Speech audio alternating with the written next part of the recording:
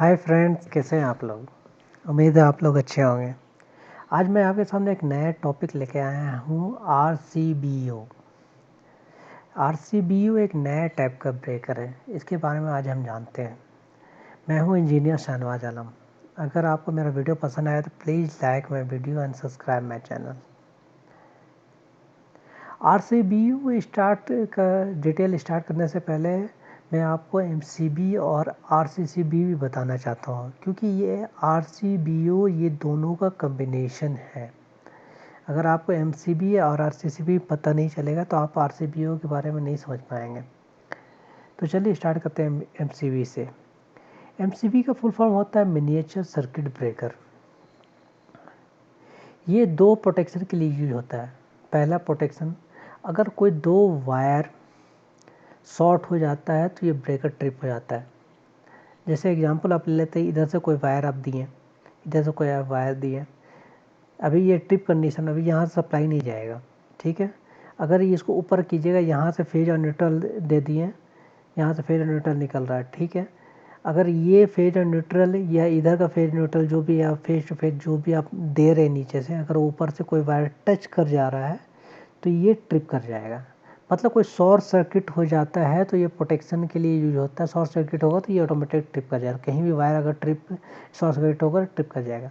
दूसरा, किसी चीज़ का रेंज के लिए यूज होता है। जैसे अगर कोई मोटर है, मोटर समझ लीजिए 30 एम्पेयर ले रहा है, ये ब्रेकर 32 एम्पेयर का मोटर को चला रहा है। कभी कभी होता है मोटर जाम हो जाता है, बूस्ट का प्रॉब्लम हो जाता है, बॉल बेयरिंग का प्रॉब्लम हो जाता है, इस तरह से मोटर जाम हो जाता है। तो जब मोटर जाम होता है तो वो एम्पेयर ज़्यादा लेने लगता है। अगर 30 एम्पेयर की मोटर है, वो एम्पेयर मोटर जाम हो गया, 40 एम्पेयर लेने लगा, तो ये ब्रेकर ट्रिप हो जाएगा, क्योंकि इसका लिमिटेशन 32 एम्पेयर का ही है। तो इसका दो चीज़ में जो होता है, मैं फिर डिस्क्राइब कर देता हूँ। पहला, शॉर्ट सर्किट के लिए जो होता है, और करंट का जो लिमिट रहेगा, लिमिट एक्सीड कर जाएगा तो ट्रिप कर जाएगा। दो चीज़ के प्रोटेक्शन के लिए जो होता है। दूसरा, आरसीसीबी। आरसीसीबी का फुल फॉर्म होता है residual current circuit breaker. RCCB mainly safety के लिए जो होता है, लीकेज करंट के लिए जो होता है। ये वर्क कैसे करता है ये मैं आपको बताता हूँ। जैसे यहाँ से आप फेज दे रहे हैं, यहाँ से न्यूट्रल दे रहे हैं, आगे जाके फेज न्यूट्रल निकल रहा है, मोटर में कनेक्ट हो रहा है, मोटर उससे घूम रहा है। अगर कभी कभी ऐसा होता है मोटर के बॉडी में भी करंट आ जाता है, लीकेज हो जाता है। जब वो लीकेज हो जाएगा तो ये ब्रेकर ट्रिप कर जाएगा। दूसरा, अगर यहाँ से फेज दिए, न्यूट्रल दिए, यहाँ से फेज और न्यूट्रल निकल रहे हैं, आगे जाके वायर कटा हुआ है, अगर कोई उसको टच कर लेता है तो ये ब्रेकर ट्रिप कर जाएगा।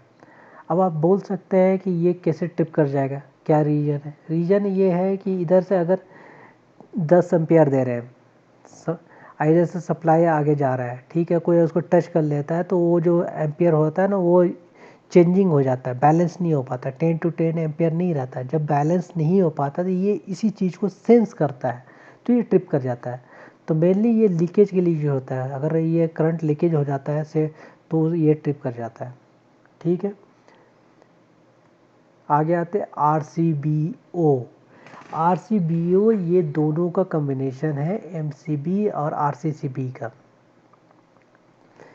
अगर ये अगर यहाँ से फेज दिए हैं, यहाँ से न्यूट्रल दिए हैं, आगे जाके अगर फेज न्यूट्रल टच कर जाता है तो ये ट्रिप कर जाएगा। पहला, ये वर्क करेगा एमसीबी की तरह।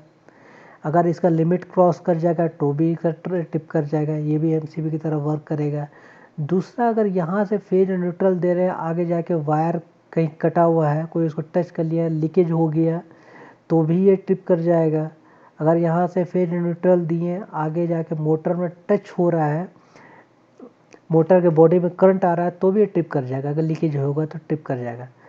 लीकेज किस हिसाब से करता है, किस हिसाब से वो काम करता है, ये मैंने ऑलरेडी आरसीसी में आपको बताया है। अगर आपको थोड़ा प्रॉब्लम है तो मैं आपको रिपीट कर जाता हूँ।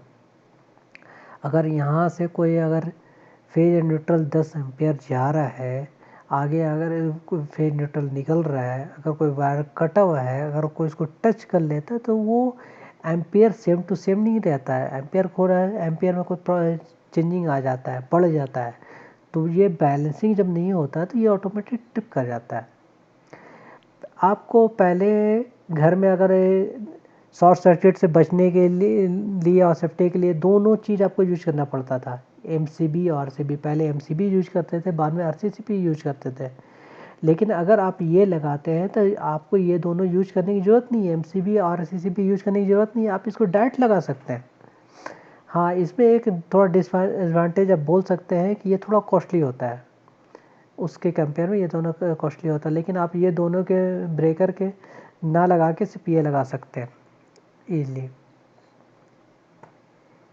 ये है RCBO का सर्किट डायग्राम। RCBO का सर्किट डायग्राम, ये RCBO इस तरह का दिख रहा है। इसका सर्किट डायग्राम का डिस्क्रिप्शन ये है। जैसे ये हो गया, ये जो आपको दिख रहा है सर्किट डायग्राम का डिजाइन, ये आपका शॉर्ट सर्किट का दिया हुआ है कम्बिनेशन, शॉर्ट सर्किट के लिए यूज होता है। ये जो शो कर रहा है ये ओवरलेट के लिए यूज होता है, और ये जो आगे आपको शो कर रहा है ये लीकेज के लिए होता है। ये तीनों का कॉम्बिनेशन मिल गया तो RCBO हो गया। आप एग्ज़ाम में इस तरह का डायग्राम बना सकते हैं। अभी ये RCBO के बारे में ज़्यादा आपको पढ़ने को नहीं मिलेगा क्योंकि ये न्यू टाइप का सर्किट ब्रेकर है। आई थिंक फ्रेंड आपको ब्रेकर के बारे में सब कुछ पता चल गया होगा। अगर आपको कोई भी इश्यू हो तो आप मुझे कमेंट कर सकते हैं, मैं उसका रिप्लाई ज़रूर दूंगा। अगर आपको मेरा वीडियो पसंद आया तो please subscribe my channel and like my video. Thank you.